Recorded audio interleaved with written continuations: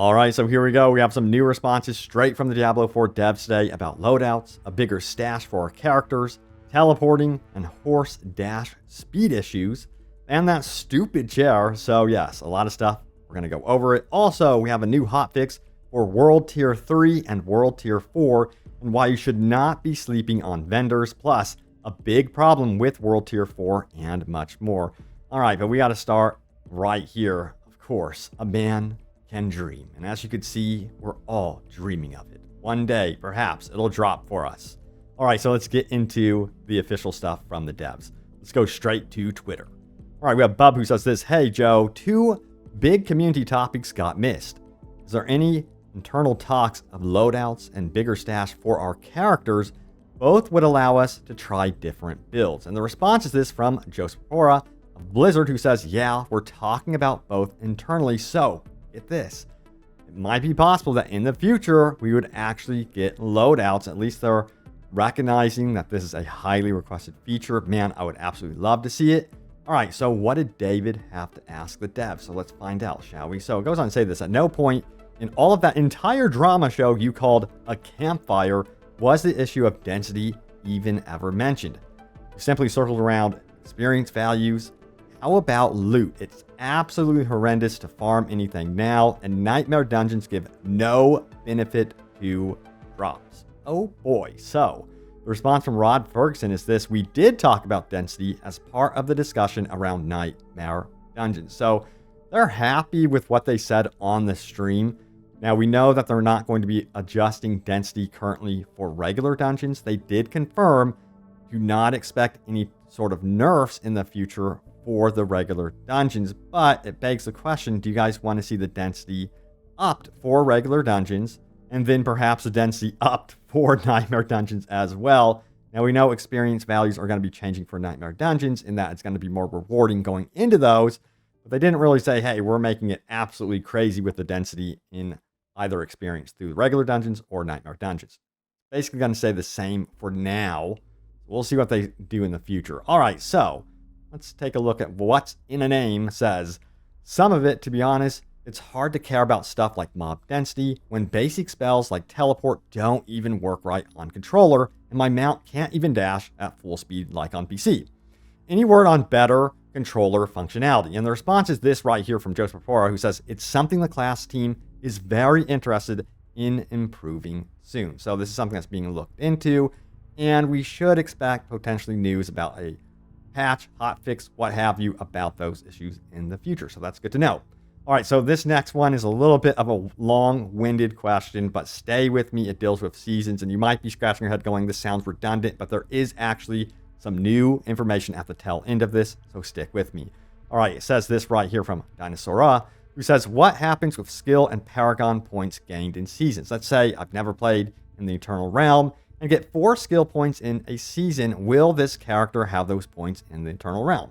Furthermore, it says, if so, what will happen when I play in Eternal Realm and get those renowned rewards, or will this character be transferred without those skill points? Jojo Rapora confirms all the renowned rewards you earn in seasons pass down to the Eternal Realm characters after the character migrates at the end of the season. Okay, that's not all.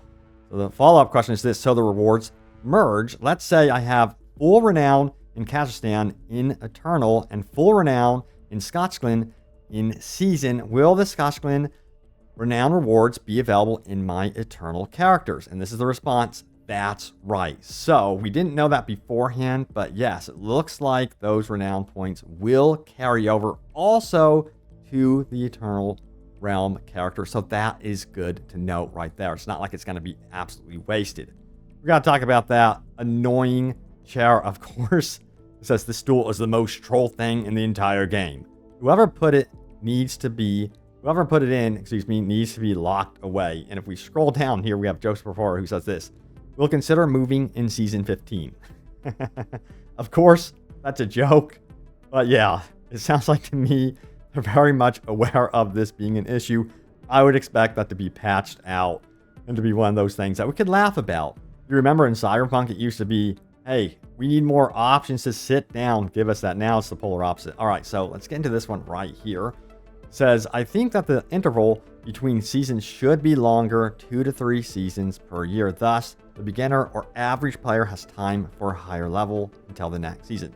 In my opinion, thanks. Now, if you don't know, it is currently 4. So we are going to be expected to have 4 seasons per year. But let me know if you guys are fine with that. If you think that they should lengthen the seasons and lower the amount of seasons per year, or do you think it's on point currently with what they're going to be doing? All right, so let's go ahead and talk about that recent hotfix, because I think a lot of you guys missed this, so check it out right here. It goes on to say this, hotfix 11.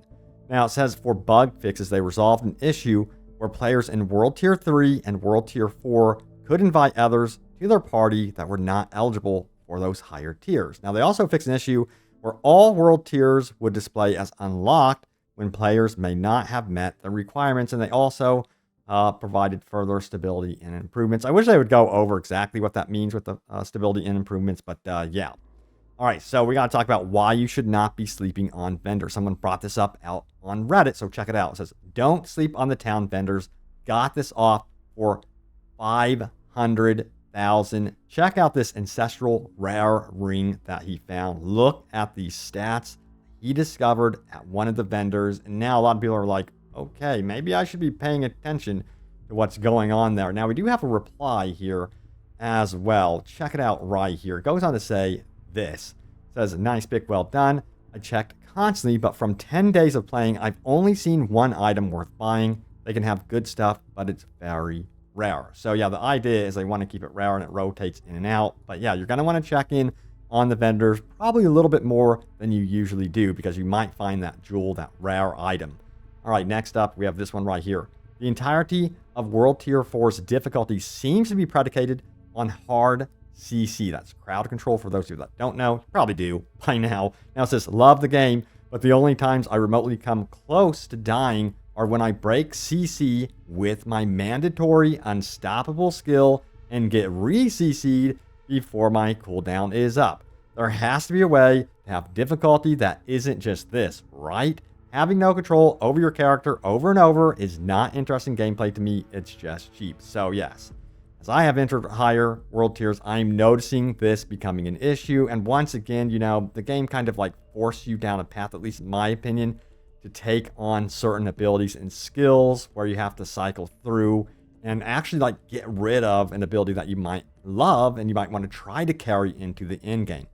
So I'm hoping that something does actually get adjusted here. It needs to change where, you know, hey, I would like to still use some of these skills that I had mid-game. I want to make them valuable in the end game, and I'm sure that there are ways of doing this. But what is interesting is what Blizzard had to say previously about this, that they do want in the future updates, expansions, perhaps even seasons, have a reason for you to revisit some of these more, I suppose you would call them mundane skills when you enter the end game, to have a purpose to them.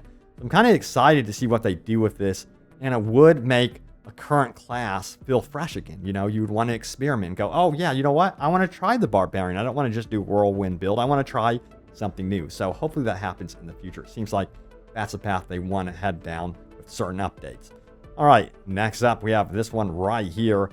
This should auto track and show the time when a world boss is on the map. I love this idea. It should just pop up automatically and just instantly track it for you to be like, hey, yo, world boss here. You shouldn't have to pull up the map every single time just to find out that there is a world boss. And it would be cool, in my opinion, if it kind of auto tracked it, considering world bosses are more of a rarity than a lot of the other events as well.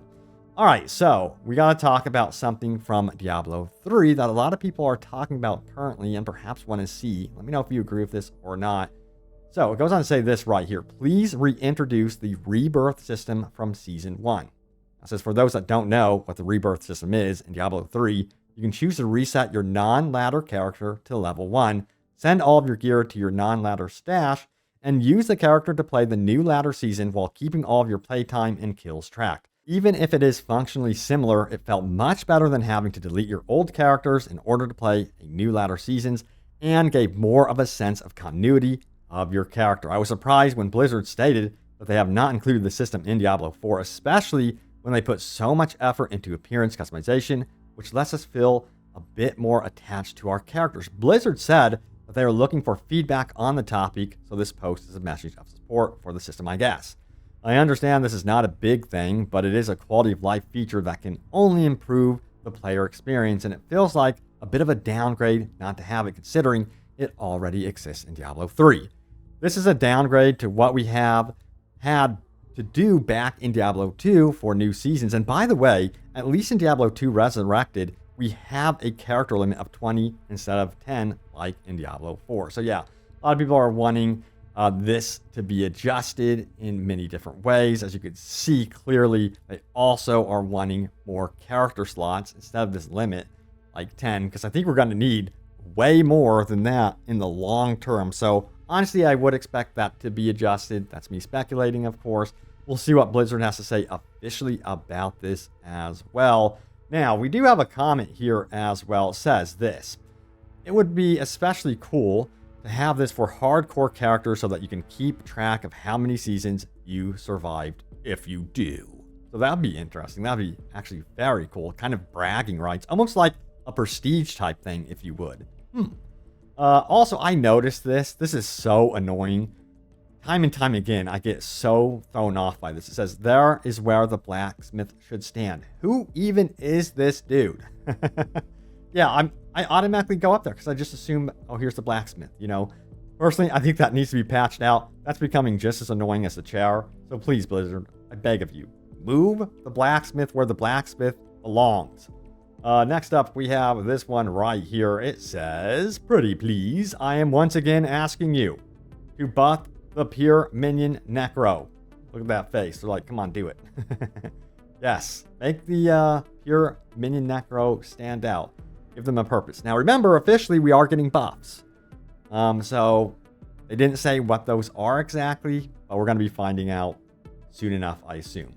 Also, I've got to show off this right here. This is so cool. It caught my attention big time. It says Shao Kahn cosplay. Look at how badass that is. That is so freaking cool, dude. And where did you get that armor from? I've got to figure out. I mean, my armor's looking really cool now, but that is just like, I'm jealous. All right, so now it's time to get into your top comments. Remember, leave a comment down below. It could end up right here in a future video. So let's do this. All right, so my most recent video was this one right here. Finally, big buffs and massive updates, Nightmare Dungeon buffs, Season 1 news, and more. So let's see what you guys had to actually say about this one. Also, a note about my video.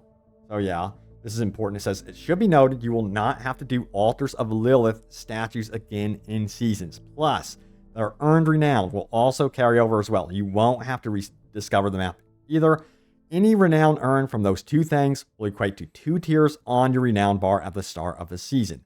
It seems you'll naturally earn remaining renown, of course, in Seasons by doing the normal rotation of dungeons and strongholds, etc. The stuff you do anyway. So that's kind of a relief. Some people were like, yo, why did you not mention the Altars of Lilith? I just thought, you know, for sure that I had mentioned that so many times beforehand that you guys knew. But yes, you don't have to do the Altars of Lilith statues again and again. Whew, thank goodness. All right, so what else do we have here? Tanner Pickle says, I wouldn't mind grinding renown. They added many more options to get renown.